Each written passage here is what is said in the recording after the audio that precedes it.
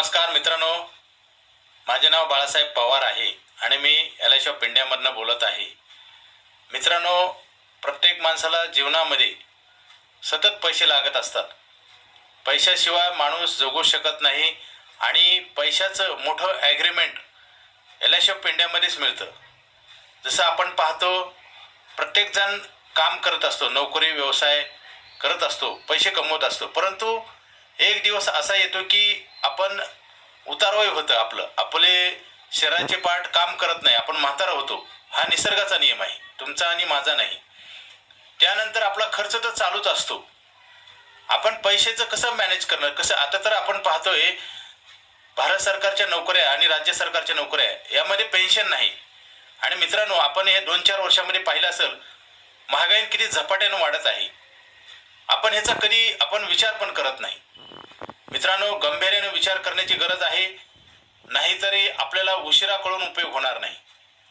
अन्न, वस्त्र, निवारा ह्या 3 गरजा अत्यंत आवश्यक आहेत. ह्या प्रत्येकाला ह्याची गरज आहे. आणि अन्न, वस्त्र, निवारा तिन्हीसाठी लागणारा पैशाची तरतूद ही स्वतःच करायची असते, स्वतःची जबाबदारी आहे. जर सरकारी नोकरी असेल, राज्य सरकार किंवा केंद्र सरकारची, तरी तिथं पण आता पेन्शन नाही. मित्रांनो, आपण गांभीर्याने या गोष्टीचा विचार केला पाहिजे. आणि आपलं जीवन, जन्म आणि मृत्यू असा जीवन कालचक्र चालू असतं प्रत्येकाच्या जीवनात. जन्म झाल्यापासून मृत्यूपर्यंत आपल्याला काय संकट येणार आहेत हे आपण कुणीही सांगू शकत नाही, त्याचा अंदाज पण करू शकत नाही.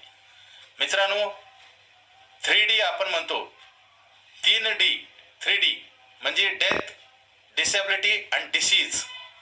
म्हणजे मृत्यू ही अटळ आहे, त्याचं टायमिंग माहिती नाही. आणि आजार, अपंगत्व आणि डेथ, डिसीज आणि डिसॅबिलिटी.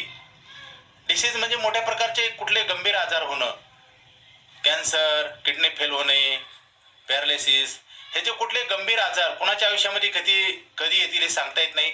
आणि त्याच्यानंतर उत्पन्न बंद राहतं. आणि उत्पन्न बंद झाल्यानंतर खर्च भरमसाठ वाढतो, हॉस्पिटलचा पण खर्च वाढतो आणि जगण्यासाठी लागणारं अन्न, वस्त्र, निवारा हा पण खर्च वाढतो, त्याची कॉस्ट वाढते. हे दिवसेंदिवस वाढत असते. ह्याचा जर विचार नाही केला तर हे फार मोठं संकट आहे मित्रांनो. आणि प्रत्येक माणूस, जसं 3D म्हणतो मी, डेथ, डिसॅबिलिटी आणि डिसीज, मृत्यू, अपंगत्व आणि मोठा आजार कुठला होणं, हे संकट आहेत. आणि ह्या संकटामध्ये आपलं उत्पन्न पूर्णपणे बंद होतं आणि खर्च चालू होतो. आपण हे कसं मॅनेज करणार, आपण ह्याच्यावर कधीही विचार करत नाही मित्रांनो.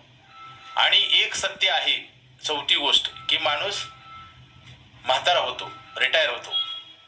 त्याच्यानंतर आपली मुलं सुद्धा आपल्याला सांभाळतील ही गॅरंटी नाही. आज आपण पाहतोय ना, 20 वर्षापूर्वीचा काळ बघा, आजचा काळ बघा, आणि आज 20 वर्षानंतरचा काळ पहा तुम्ही, काय बदल होत आहे. आता सध्या बरेच मुलं आपल्या आईवडिलांना सांभाळत नाहीत, आश्रमाची संख्या वाढलेली आहे. आपण पाहतोय ना, हे चित्र भयानक आहे मित्रांनो. आणि आपण कष्ट करून कमवलेला पैसा आपला कुठं जातो ह्याचा हिशोब पण लागत नाही. आणि आपण हिशोब ठेवला तरी उपयोग होत नाही, कारण माहिती झाल्यानंतर इम्प्लिमेंट करणं गरजेचं असते. कुठली गोष्ट माहिती होऊन त्याचा फायदा होत नाही. माहिती झाल्यानंतर आपल्याला त्याच्यावर प्रत्यक्ष काम करावं लागतं आणि प्रत्यक्ष काम केल्यानंतर त्याचं फळ मिळतं. जसं कुठली गोष्ट मनात आली, व्हिज्युअलायझेशन आपण करतो, मनात येते, आणि मनात आल्यानंतर ती गोष्ट प्रत्यक्षात वास्तवात आणण्यासाठी आपल्याला खूप मोठं प्लॅनिंग करावं लागतं, मेहनत घ्यावं लागते आणि कंटिन्युटी ठेवावं लागते. तसं जर नाही केलं तर माहिती होऊन सुद्धा उपयोग होत नाही. म्हणून आपल्याला पैसा लागणार आहे, आपण पैसे कमवत आहेत आणि आपलं वय हळूहळू हे कमी होतंय. हे निसर्गाचा नियम आहे, तुमचा माझा नाही. निसर्गाच्या चक्रामध्ये प्रत्येक माणूस हा म्हातारा होत चाललेला आहे. आणि जर लक्ष नाही दिलं तर पैसे कमवून आपल्याला वाईट वेळ येते मित्रांनो. बचतीचे साधनं बरेच आहेत, गुंतवणुकीचे साधनं, म्युच्युअल फंड आहे, शेअर मार्केट आहे, सोनं, चांदी, पोस्टातील गुंतवणूक, पतपेढ्यातील गुंतवणूक, BC, अनेक साधनं आहेत. प्रत्येक जमीन, घर, जागा ह्याच्यामध्ये आपण प्रत्येकजण, बरेच व्यक्ती पैसे गुंतवतात. गुंतवणूक करू नये असं नाही, वाईट असं नाही, पण मित्रांनो गॅरंटी नसते. आणि आपण जेवढे पैसे गुंतवतो तेवढीच ते गॅरंटी मिळत असते. जसं 40 लाखाचा फ्लॅट घेतला तर 40 लाख दिल्याशिवाय आपल्याला ती वस्तू ताब्यात मिळत नाही. परंतु LIC मध्ये तुम्ही 40 लाखाची पॉलिसी करायची असेल तर 5,000 रुपये दिले तर तुम्हाला 40 लाखाची पॉलिसी मिळते. आणि पुढचे EMI नाही भरले तरी उद्या तुम्हाला 40 लाख रुपये पेएबल असतात तुमच्या संकटात. जसं डिसेबिलिटी, डेथ, डिसीज आपण म्हणतो ना, हे संकट कुणावर कधी येईल तारीख वेळ नसते मित्रांनो. माणसाच्या जीवनामध्ये वाईट दिवस कधीही येऊ शकतात. त्याचा बंदोबस्त अगोदरच करायला पाहिजे. जसं आपण घराला दारावर दार लावतो, सोसायटीत असेल तर कॅमेरे लावतो, आपण वॉचमॅन असतात, आपण तिजोरीला कुलूप लावतो. आपण ही मोठी तिजोरी आहे. माणूस हा प्रत्येक मोठी तिजोरी आहे मित्रांनो. कारण पैसे कमवणारी मशीन आहे आपण.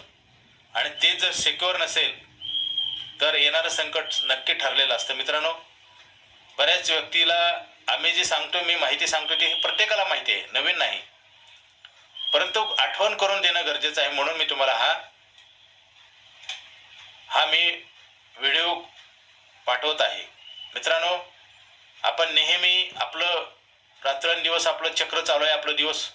आपलं आयुष्य कमी होत चाललेलं आहे. त्याच्यासोबत पैसे कमवायचा दिवस पण कमी होत चाललेला आहे. आणि आपण जर सावध नाही झालं तर आपल्याला संकट येणार नाही नक्की आहे. मित्रांनो, जगण्याची किंमत, लिव्हिंग कॉस्ट हे दिवसेंदिवस वाढत आहे. आपण बघतोय ना, महागाई किती वाढते.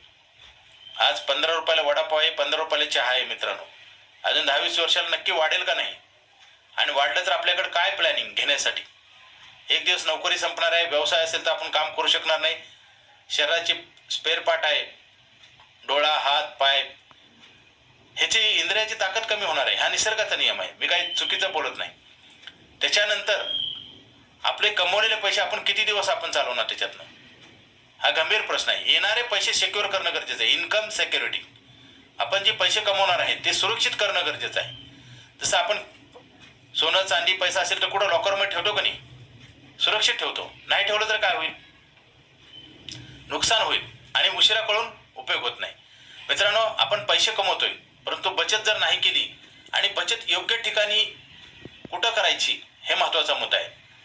बऱ्याच वेळेस म्युच्युअल फंड, शेअर मार्केट सगळीकडे पैसे ठेवले जातात. FD, पोस्ट ऑफिस, वाईट गुंतवणूक नाही, परंतु गॅरंटी नसते मित्रांनो. इथं आपण गॅरंटी पुढची देतो, जे भरलेच नाहीत पैसे. जसं 40 लाखाचा विमा देतो आपण, 40 लाख रुपये आज लिहून देतो पेपरवर. आपण पाहतोय बँका किती तर भरलेले पैसे मिळत नाहीत, आंदोलन केली जातात पैसे मिळण्यासाठी. ठेवीदार, सरकारला निवेदनं दिली जातात, रस्ता अडवला जातो, आपण पाहतोय ना. परंतु मित्रांनो, हे सगळं एवढं पाहून सुद्धा आपण जाग होण्याची गरज आहे. नसता काही उपयोग होत नाही. माहिती होऊन जर आपण कुठली गोष्ट जर नाही केली तर दोष आपला असतो. आपल्याला किती दिवस ह्या प्रथेवर राहायचे कुणालाही माहिती नाही. जोपर्यंत आपण राहणार आहे तोपर्यंत खर्च चालू राहणार आहे. खर्च कधी बंद होत नाही आणि खर्च वाढत असतो. त्याचं जर प्लॅनिंग नाही केलं तर आपल्याला नक्की धोका होतो. आपल्याला माहिती होऊन जर आपण न करणं म्हणजे आपण आपल्यावर संकट, षडयंत्र रचल्यासारखं होतं. मित्रांनो, LIC ऑफ इंडियामध्ये खूप नवीन पॉलिसी आलेल्या आहेत. आज मला सांगा, 10% व्याज मिळतं सेव्हिंग अकाउंटला. तुम्ही पहा, कुठल्याही बँकेमध्ये सेव्हिंग अकाउंटला 3 ते 4%, 3.5% इंटरेस्ट आहे. आणि सगळ्यात मोठा धोका म्हणजे बँकेतले पासबुक भरभरून रिकामे होतात परंतु पैसे शिल्लक राहत नाहीत. आपण व्यर्थ खर्च करत नाहीत, मी तो विषय नाही. तर विषय असा आहे की पैसे शिल्लक राहत नाहीत आणि पैसे तर लागणार असतात, मग आणायचे कुठून? हा मुद्दा आहे. त्याच्यासाठी LIC ऑफ इंडियामधली जी बचत सक्तीची असते आणि आपण पैसे भरत राहतो, त्याच्यामुळे पैसे वाढत जातात. आणि 10% इंटरेस्ट रेट. मला सांगा, 10-20 वर्षापूर्वी आपल्या भारतामध्ये 14%, 12% व्याजदर होता. आज किती आहे पहा. अजून 20 वर्षानंतर किती होईल? 1-2% होईल.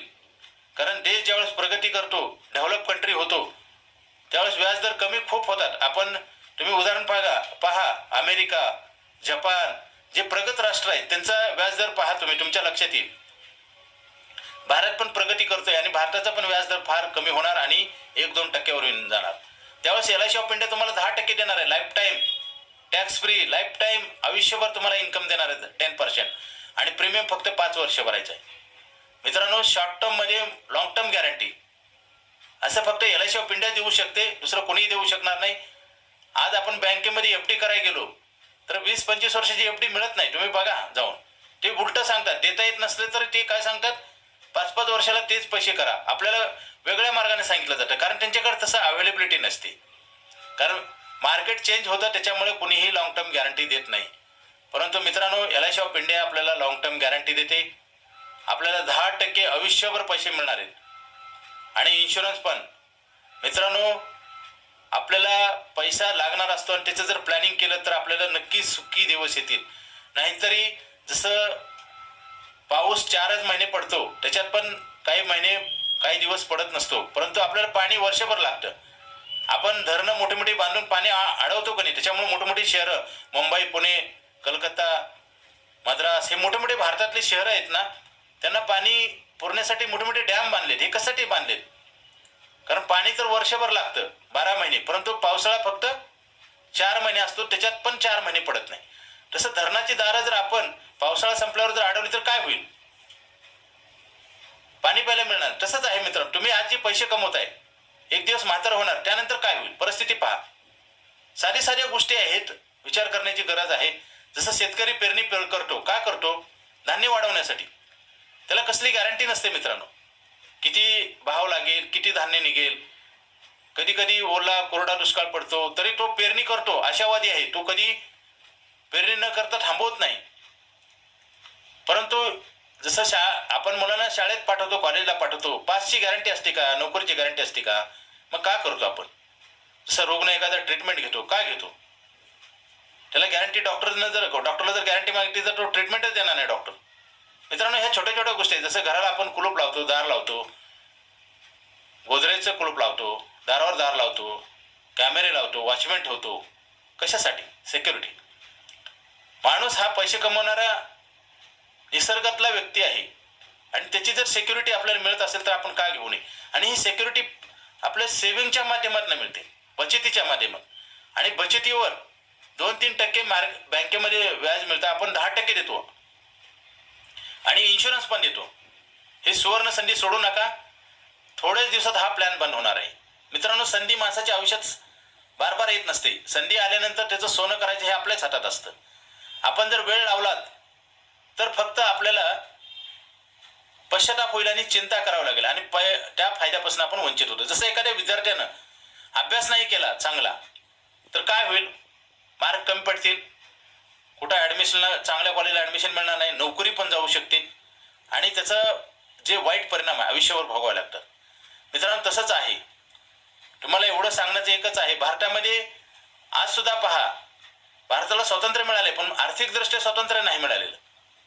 कारण आज सुद्धा 74 ते 75% लोक निरक्षर आहेत. कारण पैशाच्या बाबतीत लोक निरक्षर आहेत. कारण फायनान्शियल प्लॅनिंग बऱ्याच व्यक्तीला माहिती पण नाही आणि केलं पण जात नाही. हे दुर्दैव आहे मित्रांनो.